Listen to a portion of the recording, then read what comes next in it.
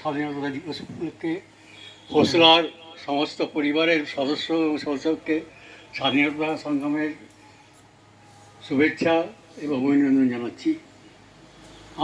আজকের এই স্বাধীনতা দিবস উপলক্ষে আমাদের বিশেষ করে পশ্চিমবঙ্গে এটা কলঙ্ক দিবস। আপনারা সবাই জানেন, দেখে আসছেন। আমরা এটা চাইনি। আমরা চেয়েছিলাম স্বাধীনভাবে থাকতে, নিজের স্বাধীনতা কথা বলার এ বলার, কিন্তু যে পশ্চিমবঙ্গে যে ঘটনাটা ঘটে গেল সেটা আমাদের বাঙালির পক্ষে একটা নির্লজ্জ ঘটনা, দুর্ভাগ্যের ব্যাপার।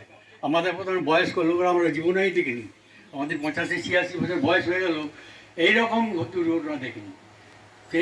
এটা একটা মানে আমি কি বলবো, এই স্বাধীনতা দিবসে এটা যতবার আসবে আমাদের এই কথাটাই মনে পড়বে যে আমার একটা নাতনি সম একটা ডাক্তারি পড়া মেয়ে মারা গেল।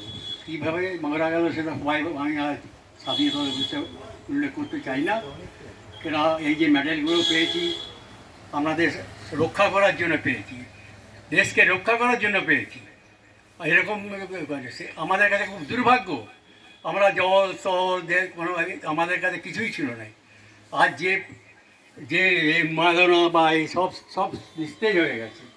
আজ যে হোসলা এবং শ্রদ্ধা যে কার্যপ্রণালী বা যে নিয়ে যাচ্ছে, যে ওনারা যে আজকে কাজ করছেন, সমাজসেবামূলক বলুন, চাই যাদের কেউ নাই, অসহায় সহায় নাই, তাদের যে সেবা করছেন, আমরাও সেই কাজ করেই এসেছি।